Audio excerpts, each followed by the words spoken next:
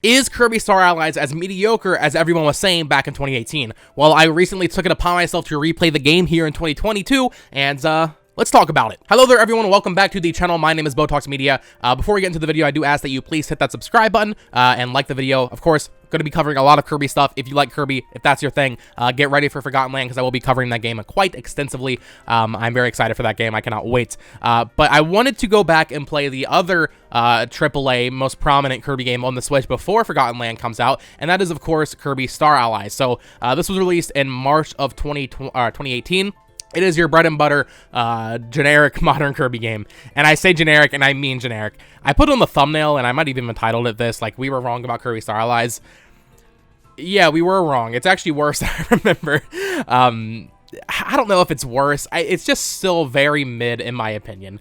I always got to do my little Kirby history for you guys, so you know kind of my experience with the series. I like the spin-offs. I think the Kirby spin-offs are great. I think they're so much more fun than the Return to Dreamland style games we've been getting since the Wii. I have played Epic Yarn. That's the most traditional one that I like. I like Epic Yarn a lot. I also like Woolly World and Crafted World a lot, so I think I just like what Goodfield's got going on over there. I like Battle Royale on 3DS. No one played that game. I like Super Kirby Clash. I like Rainbow Curse. I like the spin-offs.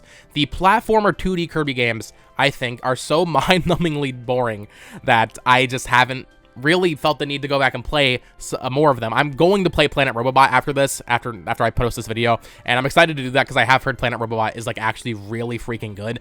But yeah, the 2D Kirby games have never really appealed to me. To be fair, I haven't played Return to Dreamland or Triple Deluxe or Planet Robobot yet. I played like Dreamland 3 and Kirby's Adventure and all that, and the original Kirby's Dreamland. I would say I'm mostly missing like the DS era. I think I played Squeak Squad actually. So I've actually played a decent amount of Kirby games. I just haven't played the traditional modern ones that I would compare to New Super Mario Bros.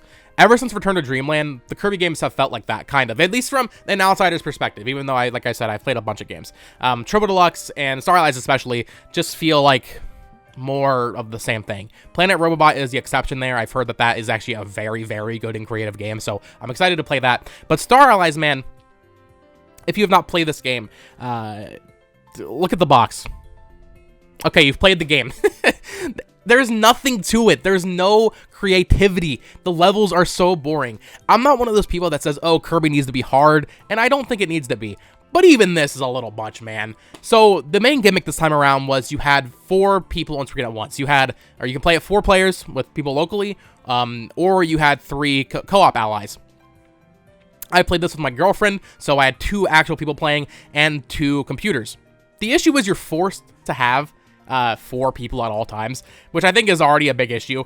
And I say forced, you technically aren't. You technically don't need to have 4 people, but you would just be at a disadvantage for puzzles and stuff. You always want to have more Star Allies there to kind of have in your bank so you can suck them up and get copy abilities if you take damage or something. Having 4 people on screen at once is just annoying. It's not like it's too hard to follow. It's freaking Kirby, but it's just like, man, chill. Enemies in this game only take like 1 hit, which is whatever. Like I said, I don't really care that the game is easy, but when you have 4 people on screen at once attacking, bro, there's like no point in even looking at the screen. You can play this shit with your eyes closed. Like I mentioned, all the other Kirby games, they aren't challenging, but they're fun. This game is not fun. I really wanted to go back and enjoy it because I played it back when it came out in 2018 and I did not like it then. I played it solo then. I thought maybe playing it co-op would make it a more enjoyable experience, and I would say it made it more enjoyable in the sense that I was playing it co-op like every game. I always say that Borderlands is not a good series, but when you play it co-op, it is. That's why people like Borderlands. Weird example, but this game, the level design is so bland. I played a little tiny bit of Robobot, and in the first world alone, there's more creativity and variety than this entire game has, guys. If you haven't played Planet Robobot and you've played this, bro, go play Planet Robobot. I still haven't beaten it. I'm going to do a review of that game before Forgotten Lands comes out, or Forgotten Land, so keep an eye out for that. Subscribe for that, of course. But this game, there's like 2 themes. There's the grass theme. There's your fire theme. Is there even a desert theme? I don't think so. I might be misremembering. There's no level variety, and when the visuals do change for like the fire area or the grass area, it doesn't change the gameplay at all. There was one cool level where there's like meteorites falling towards like the end of the game. That was cool, but for the most part, the level themes themselves don't actually change the gameplay. From what I was playing at Planet Robobot, every level felt different. There's a level where, you know, it's using the 3DS to its max power, obviously, max potential of using the 3D. There's a level where, like, all the Waddle Dees are driving cars, and, like, the whole level is based around you being in a city, and there's, like, a traffic jam, and it's so good. This game, there's nothing like that. There's nothing. There's nothing. This game is nothing. Now, a Kirby game is not without its puzzles, so I want to talk about puzzles now. Not good. I mean, I've played other Kirby games. I think Epic Yarn does it better. I think plenty of other, even like Good Feels Yoshi's games, puzzles are much more involved and just interesting in those games. There's like, the puzzles usually come down to, okay, combine this copy ability with this one and then do this thing. And here's the issue. That's okay, I guess, but it's all optional, man. If you weren't going for the puzzle pieces, which we'll get to, if you weren't going for the collectibles and stuff, you never have to do like a single puzzle in this entire game. And going back to the easy thing, I'm going to keep saying this, I don't care that the game is easy, but when the game offers almost no reason to actually do any attacking or anything, what's the point in playing it? Now, I've been very negative so far, so I do want to give one thing to this game's credit. It looks nice. It has a nice soundtrack. This game is cute. I like all the different copy abilities. They are fun. They're nice to have.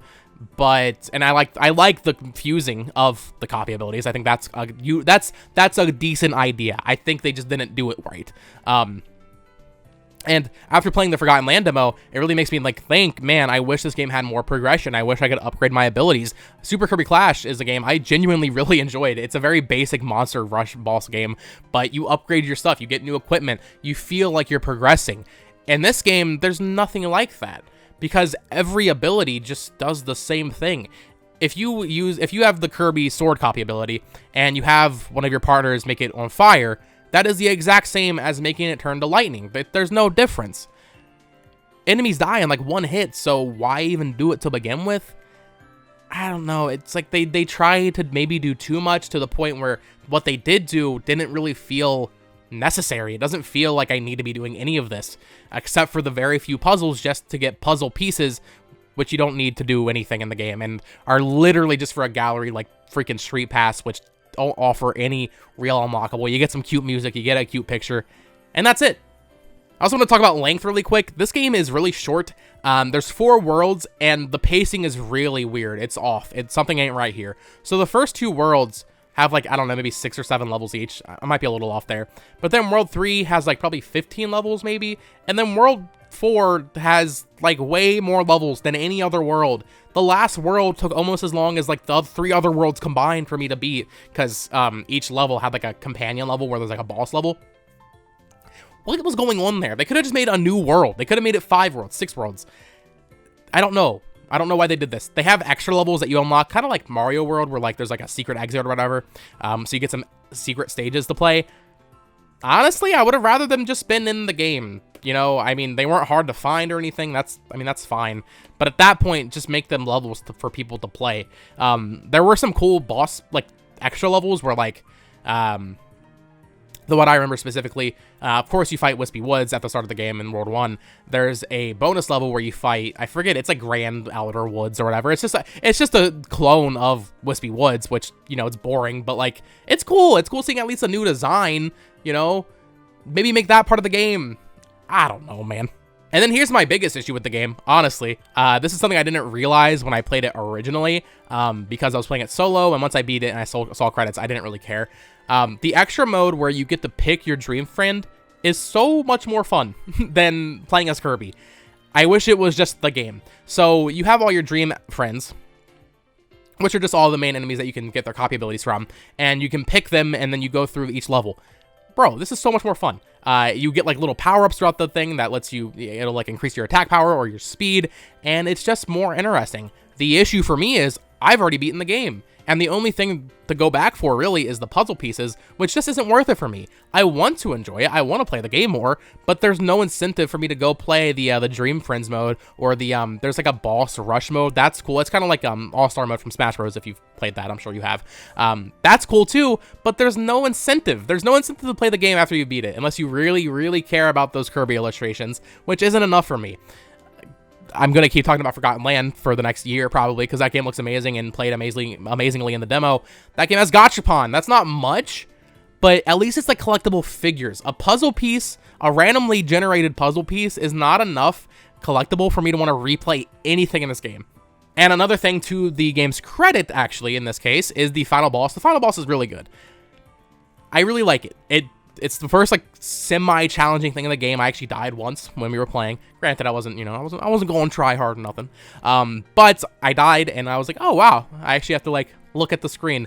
And then there's like 3 phases, and it's a pretty damn good boss fight. Really good music, really cool like epic like everyone is here moment at the very end. Pretty good boss fight. Kirby games usually have pretty good boss fights. Not to like drag it down though.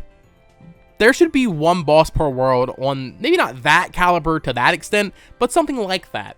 World 1 boss is just King DDD but buff. You know, it's no different than any other boss in the game. It's no different than when freaking Chef Kawasaki pops up in an area and you just have to kill him real quick.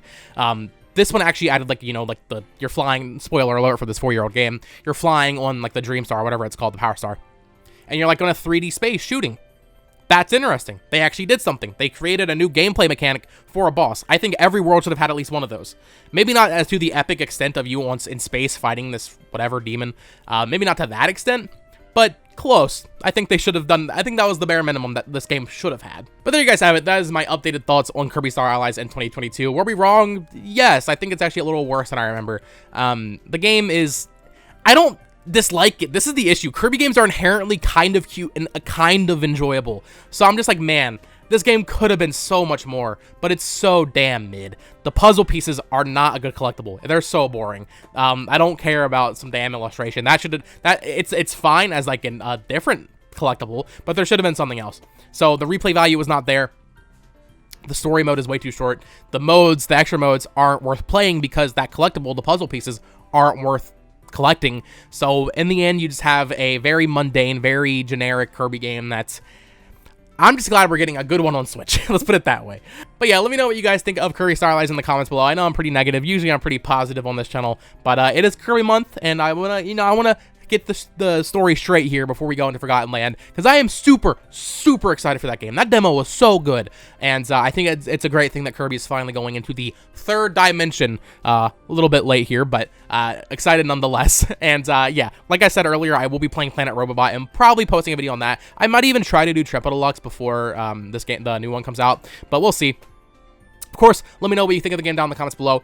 Did you like it more than me? Probably. I think I'm a little bit more negative than most people. I'm looking at Metacritic right now. It has a 73. I probably wouldn't give it that high of a score. I'd probably say in the 55 to 60 range. Personally, it's polished. It's a decent game. It's just mind-numbingly boring for me personally. But there you guys have it. That is my review of Kirby Star Allies in 2022. Of course, if you enjoyed the video, subscribe, like it, all that fun stuff. Subscribe for more Kirby. I've said that multiple times in this video. Do it. Bye-bye.